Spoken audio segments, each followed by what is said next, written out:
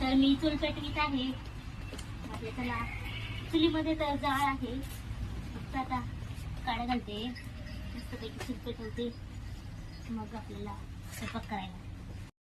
तर हे पहा मी कारलं शिजायला टाकलेलं आहे चुलीवर. कारल्याची भाजी आता काय शिजवलं चुलीवरची एकदम चवदार होते.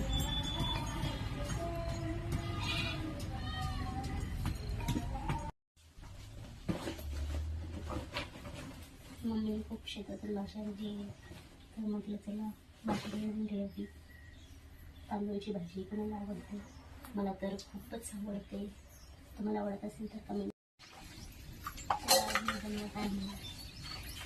मसाला डबा देऊ का?